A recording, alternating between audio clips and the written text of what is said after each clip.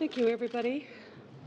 I'd like to call the meeting to order of the Standing Committee on Indigenous and Northern Affairs, 42nd Parliament, first session, and this is meeting number 68.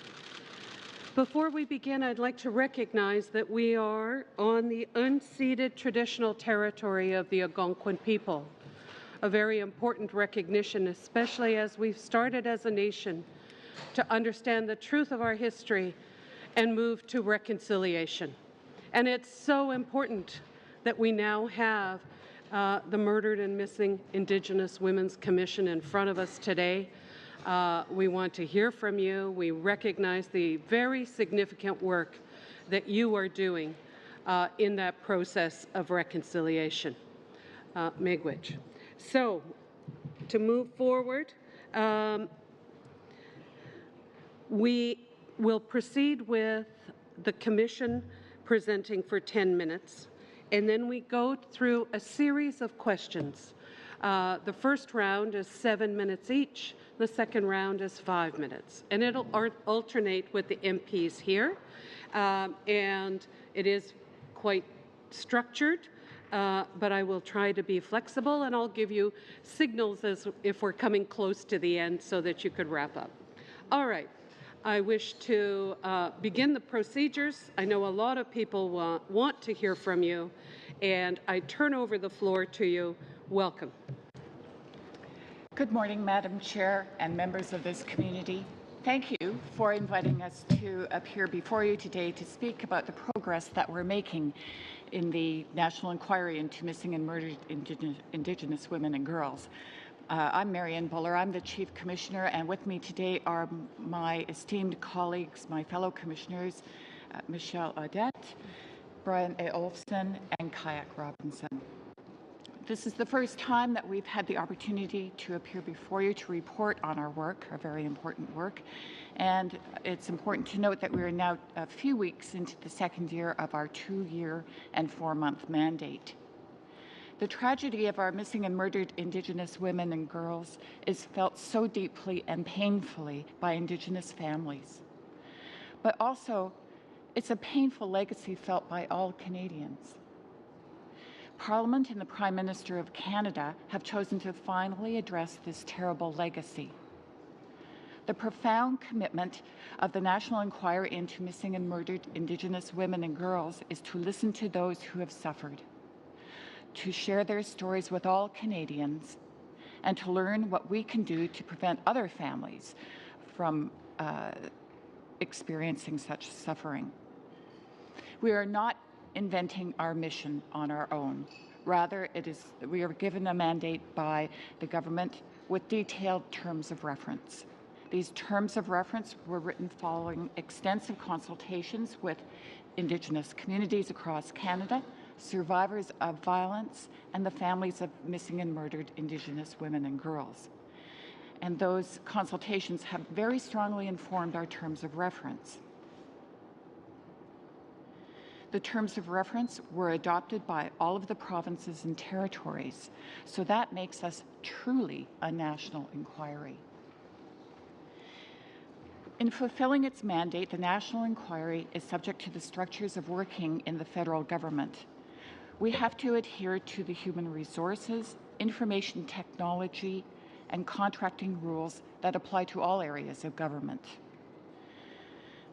The National Inquiry is not alone in finding these rules frustrating. Constructing the National Inquiry was time-consuming. Simultaneously, however, stakeholders were expecting urgent engagement and attention to the matters that so deeply concern them. The good news is that despite the many challenges to the National Inquiry, we are on track in getting our staff, offices, technology, and networks in place, and that's to deal with the important, painful substance of our work. At the same time, the National Inquiry Research Team has done a comprehensive review of related work and has assessed what has been done and not done by governments to follow up on the findings of the various reports and studies. it was essential to conduct this assessment so this national inquiry can take stock, learn from what has worked, what hasn't worked, and map out its own areas of emphasis so as to get the most value possible from all of our engagements, reflections, and ultimately recommendations. This has been a difficult year, and for many people, our progress has been too slow. But we wanted to do this right because we know that there are risks associated with doing this work quickly and superficially. There are 4 principles that apply to our work. First, we want to empower and support people, not re-victimize them. We are finding, of course, that the survivors of violence and the families of people who have been victimized and lost have undergone tremendous trauma. We are not going to go into communities, therefore, and ask people to put themselves at further psychological risk by talking about their experiences, unless we are sure that we can provide them with the supports they need. We have put a health team in place, educated national inquiry staff on trauma-related issues and service delivery, and of course, we have adopted a trauma-informed approach to our work. Second, we want to find solutions together and not impose them. In other words, we want to take a decolonized approach. Indigenous people in Canada have been subjected to the colonial policies and agendas of the French, English, and the Canadian governments. For hundreds of years, experts have sought to solve the Indian problem through a series of imposed solutions.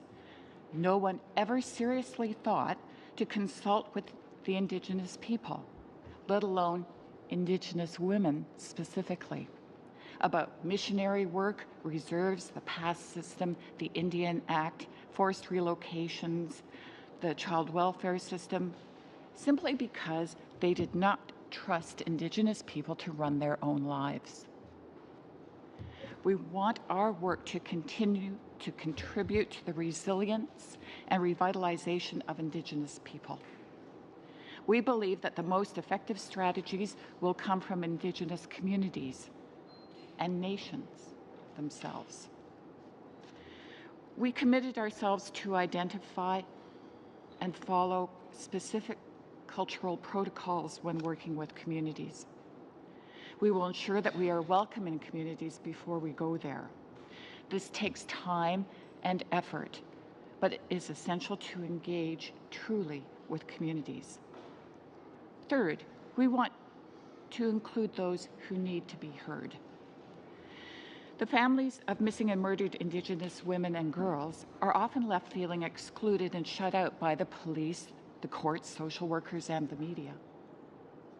We define families broadly by what we term families of the heart. This includes foster families, adoptive families, and close friends.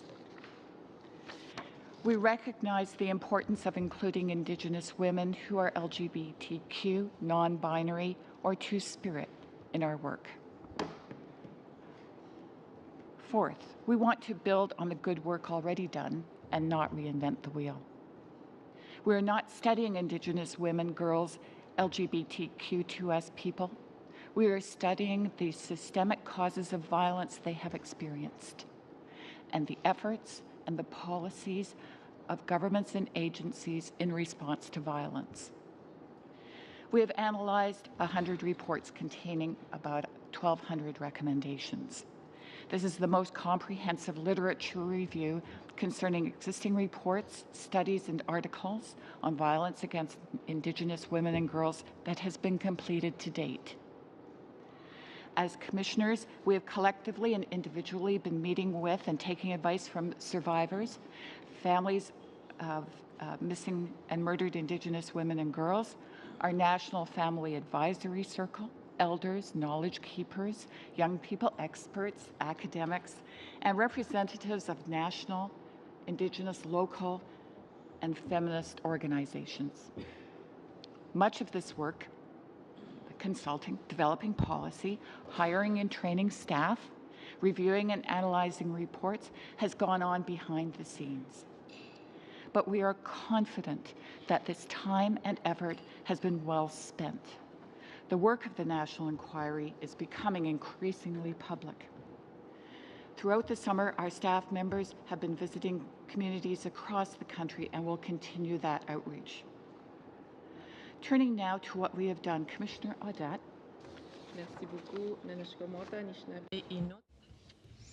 Thank you very much. Everyone knew that when we were asked to take on this task, that it was not going to be easy, and it was not going to be smooth.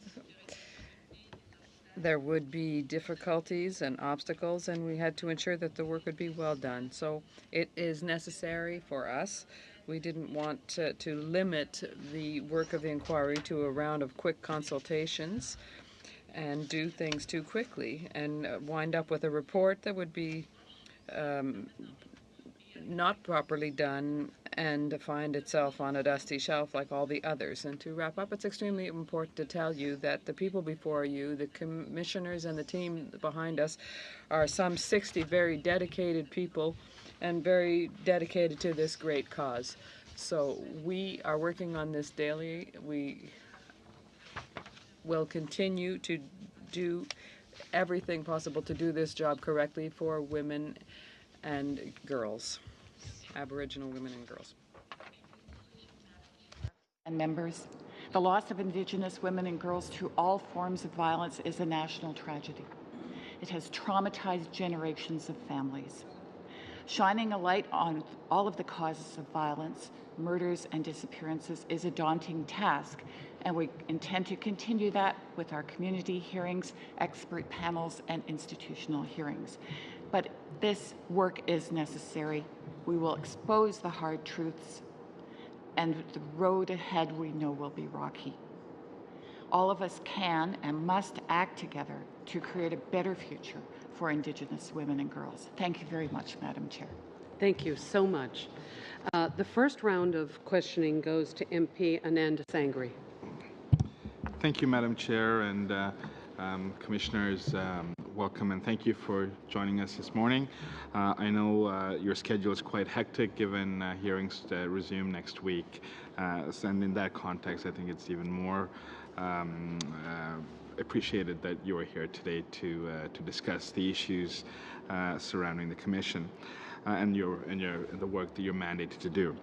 I want to start with an interim report. I think you have to deliver in the fall, and there's some confusion as to whether sufficient work has gone into that report. In your mind, do you believe that the Commission has undertaken enough work to be able to report something substantive as of this fall? Madam Chair, I'm very pleased to take a moment to talk about our interim report. I can't, of course, divulge the precise content of that report, but I am satisfied, especially based on the work that our research team has done and our experiences in Whitehorse, that we have a good body of knowledge and research to rely on for our interim report. Thank you. Now, with respect to the nature and the scope of the work that you're mandated to do, there's been some confusion with respect to policing and the role of police in the entire mandate of the Commission. Can you elaborate as to where policing fits into this? What kind of engagement you've had with the police, and if you've had a cross-section of different police services cooperating with you, or if you're getting some pushback from these departments. Okay. Madam Chair, I'm glad to have the opportunity to address the issue of policing. In the interests of time, I'll be concise in my response. We have always intended to investigate policing. And I think the best way of describing it succinctly is that we intend to investigate the investigations. We have already commenced our engagement with police services across Canada, specifically the RCMP, OPP, Thunder Bay Police, and more in the works, to obtain documents from them. So far, the agencies have been very cooperative and forthcoming about their files. We, in terms of engagement, also have a forensic investigation team who will review police files to look at patterns for investigations, patterns of interviewing techniques, things of that nature. Thank you. And just probing on that a bit further, with respect to the RCMP, which I believe have jurisdictions over a number of different areas across the country, can you elaborate on what type of cooperation you've had with them, and if you're able to share it in a public forum? Yes, our legal team in particular has been meeting with representatives of the RCMP to discuss the nature of the files that they're seeking, to make arrangements for data management, privacy protection, things of that nature. And the RCMP has been, as I've said, very forthcoming and cooperative. Madam Commissioner, one of the challenges with respect to the Commission appears to be communication and concerns over the way communication has been undertaken with respect to families and the overall scope of the work. Can you elaborate on what kind of processes that you have in place now that will sharpen the level of communication that you will have going forward? Thank you, Madam Chair. I'll be blunt. Our communications have been lacking, but we're moving forward in a very aggressive and strategic manner. First of all, our community relations teams are on the ground in communities every day. We have also gone to contract with a communications advisor to help back up and support our communications team. And with respect to other what was reported as staffing challenges, and you know, obviously there are legal and privacy implications, but are you able to share with us your going forward strategy on staffing and how you have, you know, how you were going to rev up to a full complement of staff to support the work you do? Yes. Thank you, Madam Chair. We are hiring staff across Canada. I don't know if it would be accurate to say daily. I would hate to be inaccurate in that regard. Of course, we're looking at having to have staff on the ground all across Canada, which creates challenges in and of itself, but we're finding ways of meeting those challenges in a very productive way. And I guess my real pointed question on that is, at what point will you have a full complement of staff, or do you already have a full complement that will allow you to complete the work in a timely manner? Madam Chair, I would say at this point in time we are close to a full complement of staff. Of course, we also have to rely on outside contractors. Thank you. And maybe to the other commissioners, and very briefly, why did you agree to be a commissioner? Oh, wow.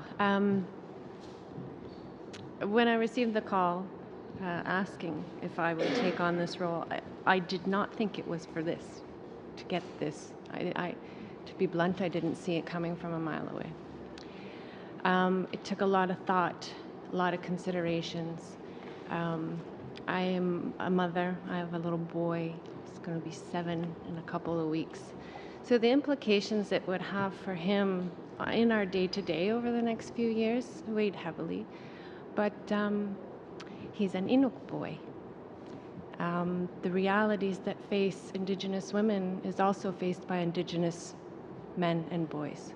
So I thought about my son.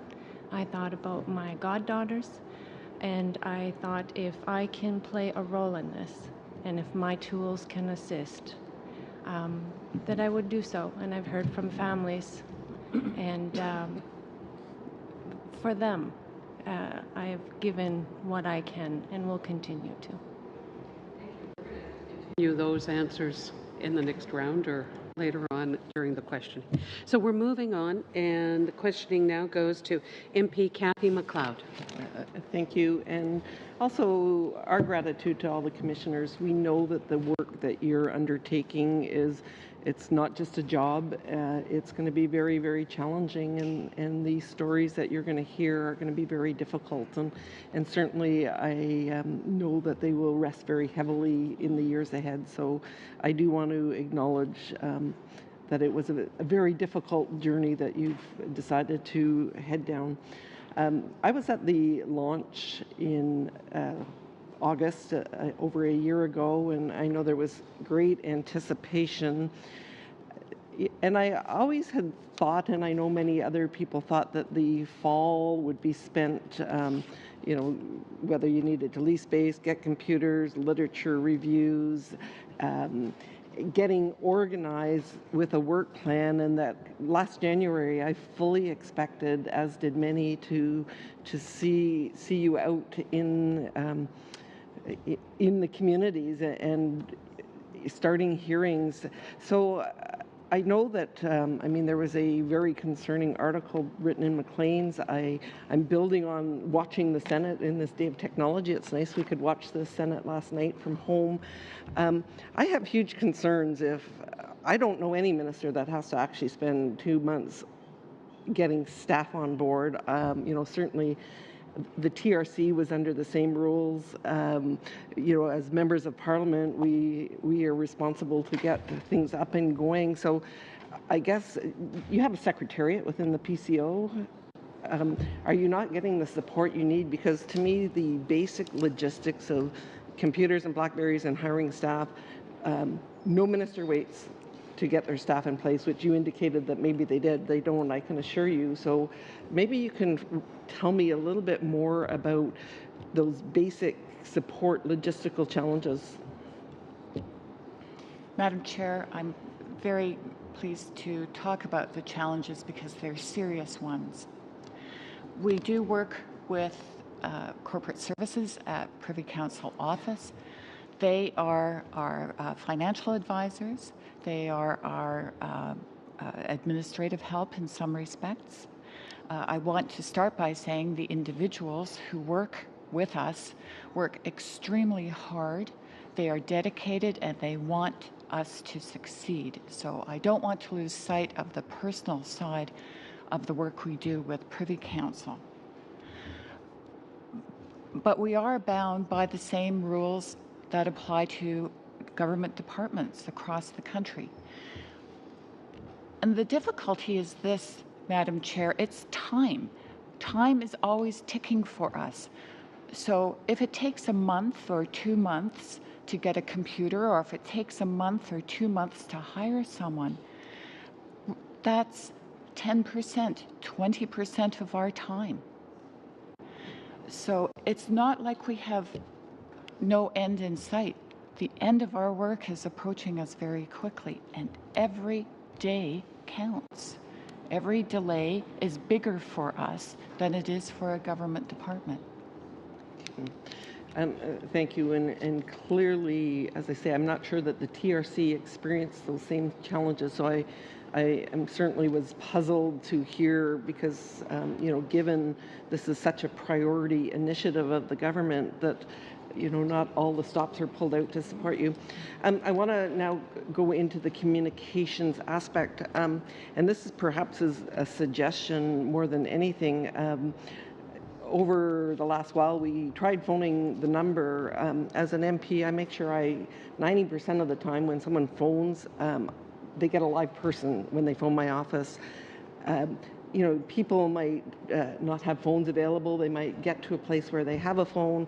To not have a live person that they can talk to, an answering machine saying, we'll call you back sometime, that just, I don't think that works. So why is there not, out of the 50 plus staff, a live person there on the end of the phone, not the mental health phone, but someone's reaching out to say, I'd like to tell you my story.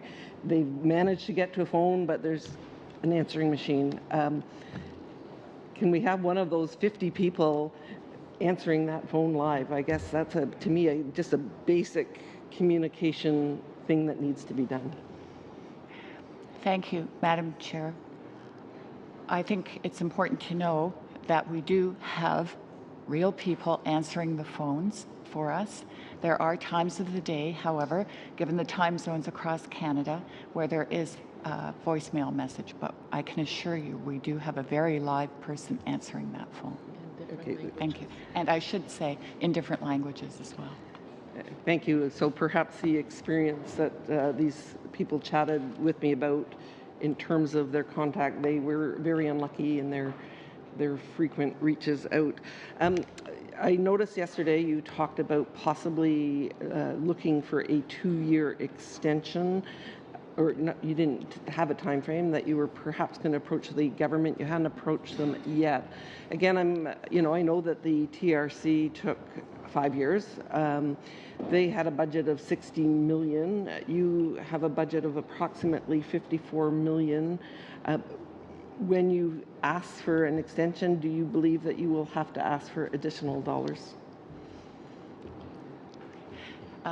Madam Chair, when we ask for an extension, at this point in time, it's premature to say whether we'll have to ask for more funding, because this involves a rigorous analysis, as I'm sure you can understand.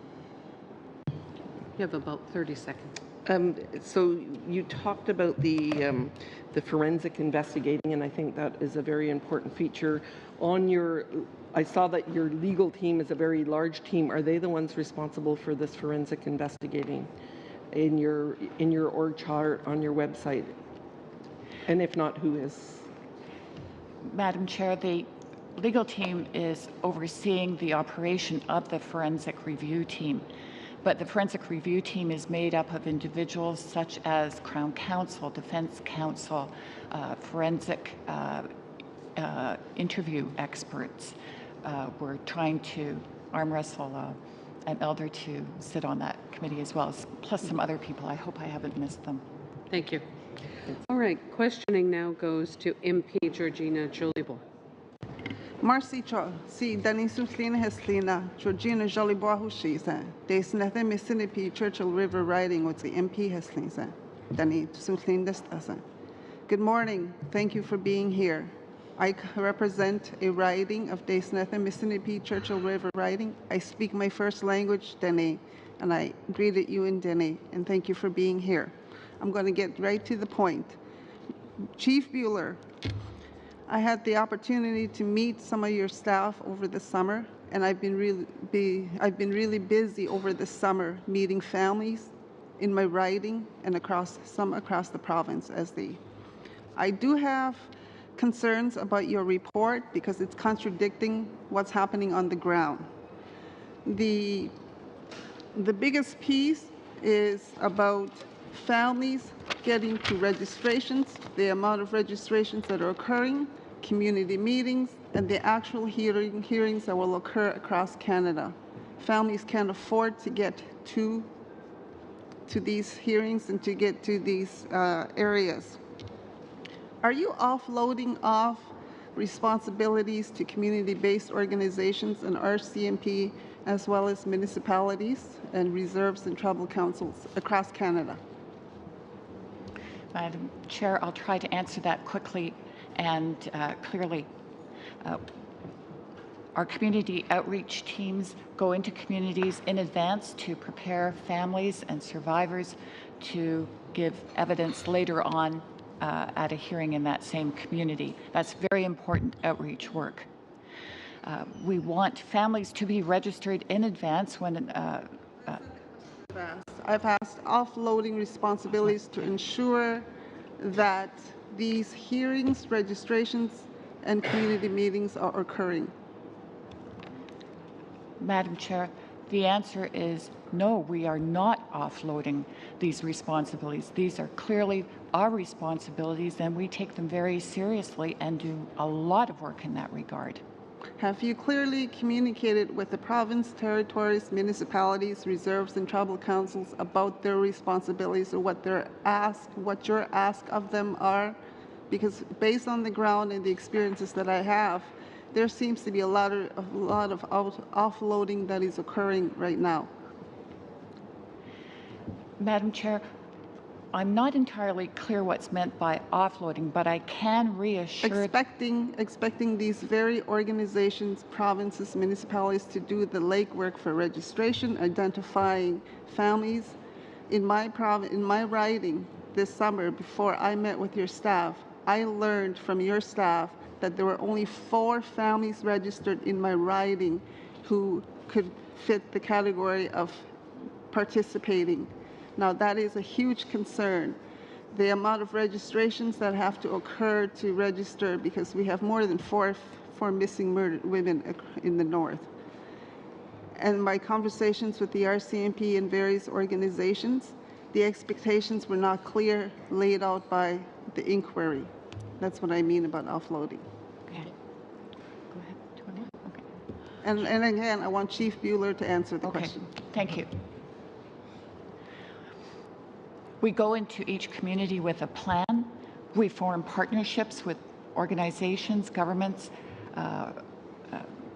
individuals, grassroots organizations to help carry out that plan because they want to help us. How have you made sure that that is clearly stated? Because again, my experiences have shown that local governments, local responsibilities are expected more than without the resources. Your organization have the resources to do so, but not at local level. So I'm looking for more answers than what you're giving. Okay, I'll give you some other examples, Madam Chair. I'm happy to do that. The important thing to remember is this. We work in partnerships with communities, one-on-one. My experience is that that is not clear. Madam based Chair, on the feedback that would the I'm member getting. please have the respect to allow the Commissioner Bueller to answer the question? She's posed the same question over and over and over, but she does not give the Commissioner the opportunity to actually answer it. MPs have the right to take this questioning, but I'd ask the member to allow the response to be completed, and then we do have time for you to ask additional questions. Thank you. Thank you. Thank you, Madam Chair. Our community outreach is planned. In each community, we look forward to building partnerships because communities want to partner with us. We're mindful of their limited resources. We also are mindful of the fact that there are, in many communities, people who want to speak to us and want to register, and we want to make that as simple as possible for them. It is important that families do register with us, and I can say as of earlier this week, we're up to 735 people registered, because the first step in registering with us is to make sure that the proper health supports are in place for those families and those survivors of violence, so that when they do come forward and speak to us, they have those proper supports in place. So, yes, registration is important. Sorry to interject. Are you familiar with rural, remote, and the lives of families living in the north with no services and no access to services? How can you speak such wording when we know on the ground that I know of families who can, even the cost of getting to register, the cost of attending a community meeting, the cost of non-selected families to get to the actual hearings. We know that we're talking about missing, murdered Aboriginal women. We know that things aren't happening on the ground that you speak of, based on my experiences. Can you answer that, please? 30 seconds. Merci, Madame la Présidente. Thank you, Madam Chair. And if I may, I will answer this very important question. First of all, we are commissioners coming from different regions, and some of us, like our employers, come from very remote and rural regions as well. So we have that experience individually and as communities. Next, the national inquiry has to work with the provinces in a certain way while maintaining its independence. The provinces receive money from the federal government precisely for them to be able to work with these families. The national inquiry has to investigate, do the research, and make recommendations, first of all. Secondly, how to reach these families with the partnership with the communities is extremely important. And if your community wants the national inquiry to visit, I guarantee you will come and see you because it's important, precisely to reach out to rural and remote communities. Will Amos. Miigwech, pour votre présence. C'est très. Thank you for being here. It's greatly appreciated. The national inquiry on missing and murdered Indigenous women and girls is of primordial importance for the entire country, and particularly for Pontiac. I have Algonquin constituents who are following your inquiry very closely. Friends and family of Maisie Ojic and Shannon Alexander are still seeking answers. And I never forget that, and I greatly appreciate that you are here to tell us what's happening and what progress you have made thus far. I'd like to talk about collaboration, particularly concerning your relations with Quebec security. My colleague asked about the gendarmerie, the police in Quebec, the provincial police. How would you describe the cooperation with Sûreté du Québec? How would you describe the level of cooperation? Well, first of all, when the Quebec team was set up, indeed, for linguistic or language purposes, it's the only provincial government that deals only in French. We have within the team lawyers who began that discussion with the Sûreté du Québec, and that goes back to December and goes up to today. Cooperation is excellent because there are thousands and thousands of files that have been transferred to us on USB keys to ensure that we can do the necessary analysis. Some collaborations might be more difficult than others. That's normal for cases that are still open, and our lawyers are constantly in communication with the police, and up until now, I have welcomed this openness that we have with the Sûreté du Québec. I'd like to get a little more into detail on this issue. Could you perhaps quantify the number of files that have been shared? The number of files concerning issues in terms of needs for documents, for example, that you haven't received? Perfect, yes.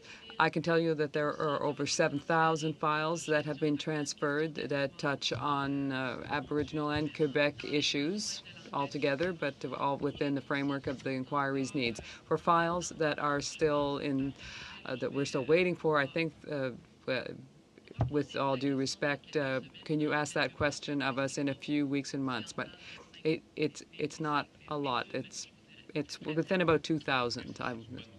Okay, thank you. That's good news. Up until now,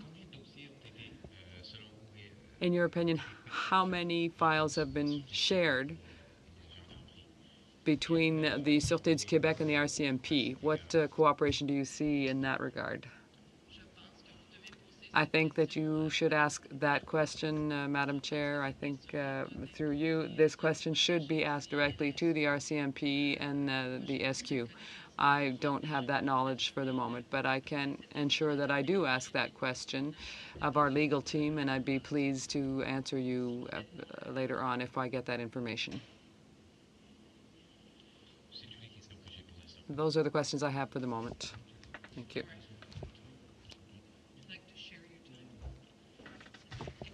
Mike Bossio. Thank you.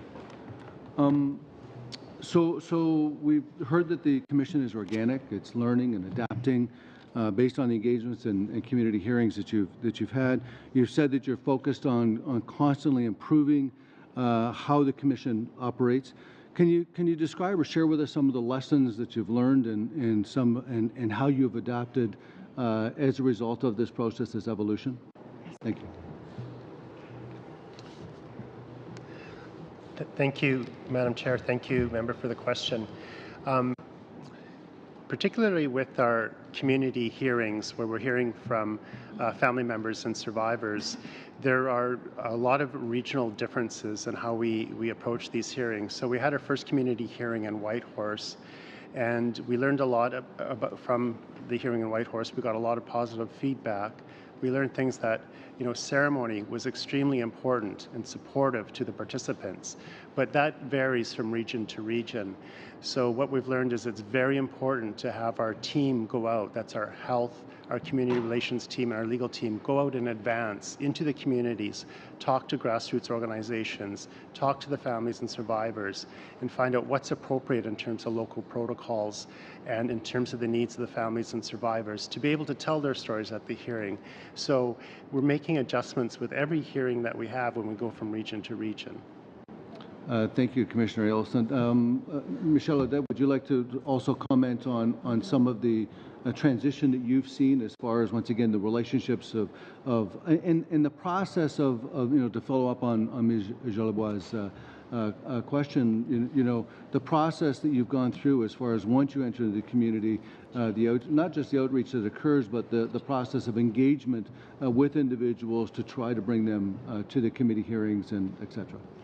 Bien sûr, je vais répondre en français si vous me permettez. Yes, and thank you. I'll answer in French if I may. Thank you, Madam Chair. One of the changes that we've made over the course of the summer is the approach to communities in talking about unity, family, and health, and that really puts families at the heart of the initiative. So as soon as we meet with these families in community visits, it is with them that we will set up how we'll be functioning in the inquiry. So communication has been so fruitful that we moved from 400 registered families across Canada in 3 weeks to 735 individuals, families, and survivors. So that's an internal exercise that we made with a community approach made for and by families. 5-minute round, and we begin that session with MP Arnold Bearson. Thank you, Madam Chair, and thank you to our guests for being here today. I always, whenever we're dealing with these topics, I always like to put a face to it, because lots of times we talk about murdered and missing Indigenous women and we talk about numbers. We say, oh, there's 1,200 missing. So particularly, I'm going to talk about Bella Lobocan. Her dad lives in my riding. I know him quite well. Every time we talk, I ask him how he's doing. Her particular case, I followed it through the entire media. It's an ongoing thing.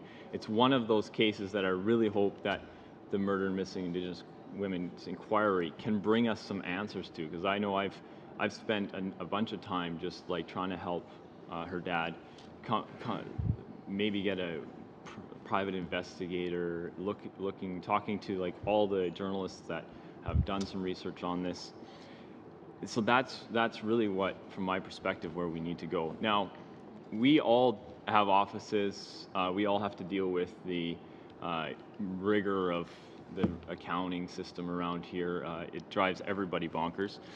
But that said, this was announced as a major priority for this government, and so my question, I guess, is like you've said that it takes a long time to get staff in place and the phones and things like that. Do you have a champion in the PCO, or are they actually difficult to deal with? Madam Chair, I'm very pleased to say that all of the people we work with at Privy Council are our champions. Mm-hmm. Thank you. Yeah, but that's like trying to boil the ocean a little bit. Like the trouble is that the PCO deals with everything you see around here. They're dealing with all of that, and we're all sitting here in Ottawa, and when I don't get an answer, we just go knock on the PCO door, and things happen. So within the PCO, if there's not a particular person dealing with it, is the Ministry of Indigenous Affairs, is there someone within there where you go, yeah, okay, it's them, or can you call the minister and say, hey, can you like chat with the PCO? This seemed like such a priority for them, and yet we seem to be gotten off the rails a little bit. That's that's the public perception anyways, and so that's what we're trying to get to the bottom of. Okay.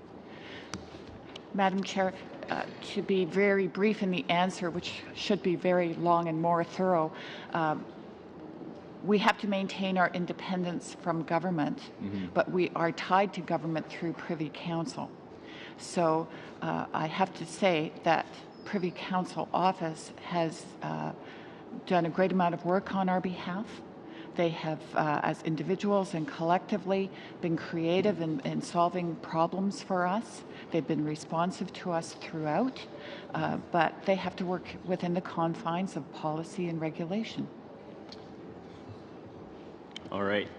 One of the other areas that I wanted to go on is what's your social media strategy? I guess like for each of our offices, we all have a social media strategy. 20 million Canadians are now on Facebook, for example. I know in our previous studies on suicide, I say, your community, who's on Facebook? Is everybody on Facebook? And pretty much unanimously, they say, yeah, everybody's on Facebook. So I was just wondering, do you have a social media strategy? Can you table a social media strategy? That sort of thing. Okay. Do you want to answer? Thank you, Madam Chair, and thank you for this question.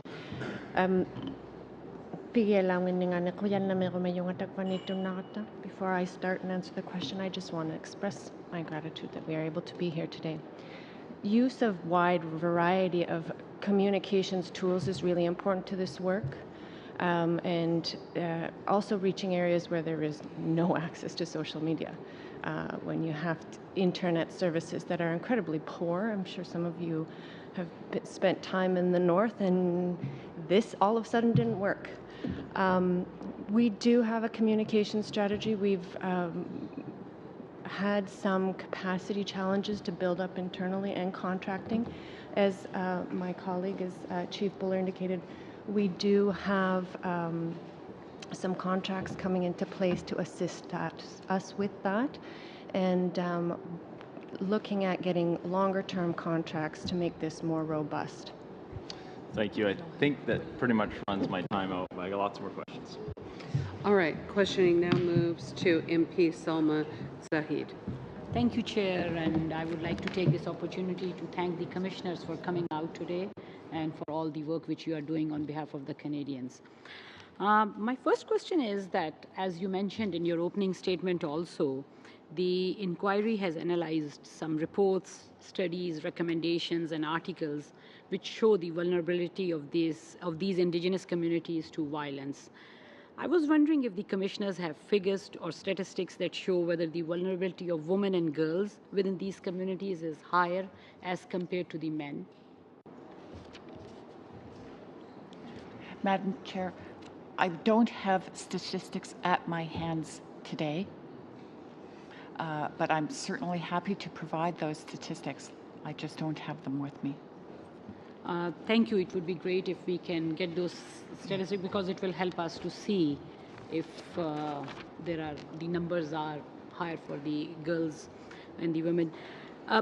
My second question is, has the inquiry found any of the studies or consultations revealing possible reasons or causes for the increased vulnerability of the women and girls?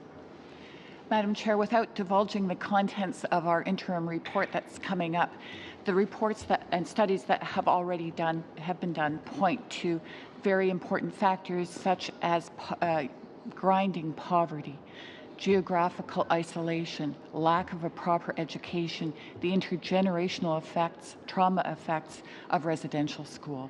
There are a variety of factors that have been already identified. While doing the study, the work which you have done so far, have you seen the migration of the women and the girls from the reserves to the urban setting? If there are any specific challenges or issues they face in that situation?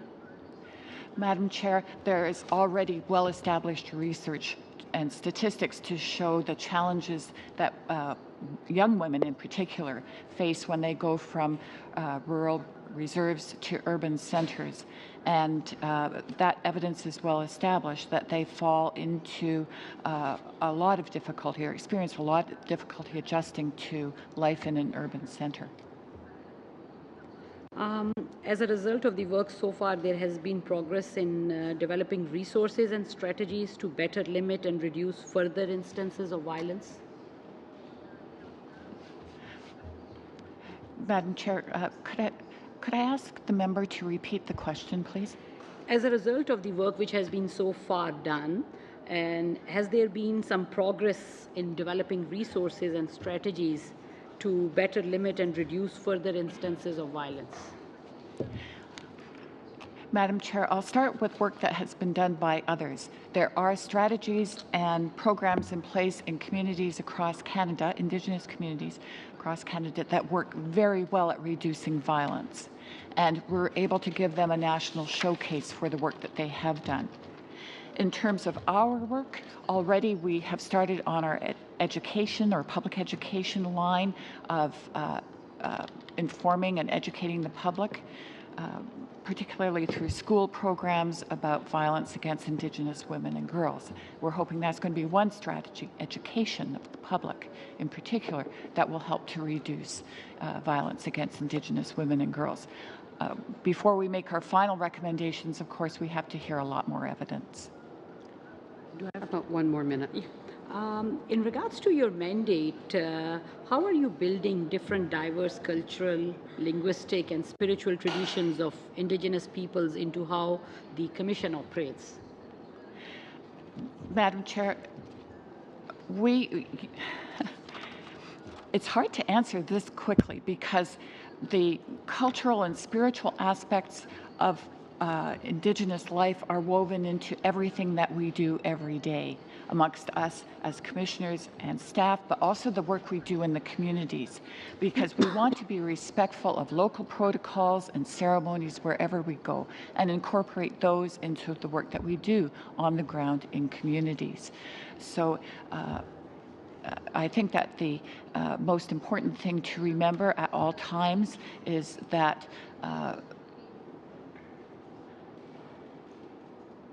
not one size fits all. There's great diversity across Canada. There's no such thing as pan-indigeneity. That's a myth, and we work with that principle in mind. Very good. Now the questioning is moving to MP Kathy McLeod. Thank you. So I want to go back in terms of some of the logistics, which of course you've indicated have created significant challenges. I think your budget was $53 million. How much of that budget has been spent in round figures? Any idea? I can give you percentages. By the end of the last fiscal year, we had spent about 8% of our budget. By the end of this fiscal year, we expect that we will have spent about 75% of our budget. And then, of course, we don't have a full calendar year for the next fiscal year.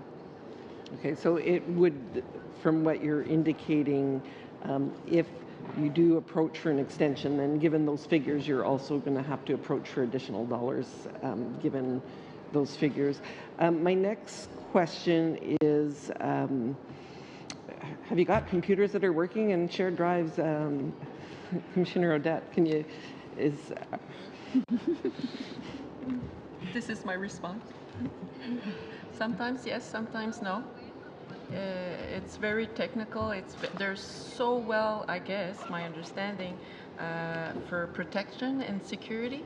If you do one mistake, your computer crash, stop. Or suddenly the internet doesn't work anymore through your computer, or they don't connect because we have 3 different computers from 3 different departments. And my hope is that, to answer and finish, is that quickly we will have a platform that we can share drive all of us. It's a year now, so I'm anxious to have it. I know that you indicated you have people across the country. Is there a home base anywhere that out of your staff that the majority are working, or is it truly a distribution? How many leases for office space have you got, or is it remote? Madam Chair, we have a real mix of office spaces and home bases for our employees. We have 5 offices across across Canada rather. Vancouver Saskatoon, Winnipeg, Ottawa, and Quebec City. But we have staff all across Canada working out of their homes, from Whitehorse to Iqaluit to Halifax and everywhere in between. So with the time I have left, for the people either that are intimately involved in terms of what's happening, or just the general public that would have seen articles that 150 people signed a letter very concerned about what you were doing. They might have read the Maclean's article and said, oh, this is really off the rails. I'm going to give you the rest of your time to perhaps say, share why they should not be alarmed, or why they should be alarmed in terms of what's happening. Go ahead. Thank you, Madam Chair. This was never going to be easy. We're talking about hundreds of years of this dynamic. I look up at that painting, The Fathers of Confederation. It was an issue then. It was an issue 150 years before then. It can't go smoothly. There is no way to say this goes smoothly. We're not examining buildings. We're examining lives. We're examining the systemic reaction to this situation, the systemic causes to this tragedy. You're also dealing with not one incident. There's thousands of incidents, not only of disappearances and murders, but violence. This is about violence more broadly. But we're listening, and we're trying to adapt our process to make sure there's varied options and different spaces where people can share. And they can share their experiences with us privately, in artistic expression, in letters, or in an open forum to the rest of the country. So this is going to be difficult, and I want to just raise my hands for the families who fought for this and who want it, and who want to be heard and who want to share. We are trying our best. We are trying to do our best in a way that respects cultures, languages, and the land and the people who invite us in. Very nice.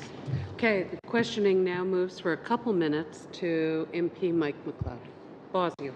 I'm sorry, I'm missing Mike, who was a member. It's quite all right, Chair. Once again, I would really like to commend all of you for the outstanding testimony that you provided us today, and also the incredible sacrifices that you're all making to carry on this really important work. It is very moving, the work that you're doing, and we just can't express enough our gratitude for that. I want to go back to the interim report because I think it's really important that people understand what the intent is of this interim report. That it's not a final report, that it's not a report that's a foregone conclusion to the final report. So can you give us a sense of the different resources that have been brought to bear in creating this report, and therefore are going to be represented within the report, and once again, and how does that reflect the intent of this interim report? Madam Chair, the member has properly stated or characterized an interim report, and I'm thankful for that. Our interim report really is a progress report on what we've done so far, and it's really going to showcase the work that our research team has done in analyzing those reports and those recommendations. It's also going to highlight some of the testimony, other issues that we've dealt with as we've been doing our work. So without getting into too much of the detail in our interim report, it's going to be research-based and a progress report. And it's also going to reflect some of the forensic work that your forensic team has also been carrying out, or is it too soon to bring that to bear yet? Madam Clerk, it's Madam Chair, I'm sorry, it's too soon to bring in the forensic analysis.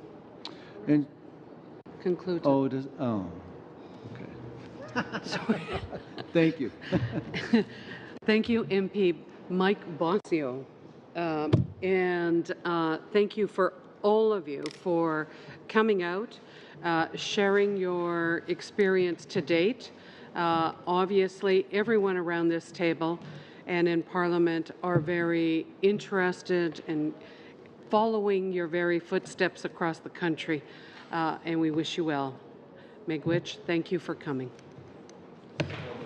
We're going to suspend now and move into an in-camera session after a 5-minute break.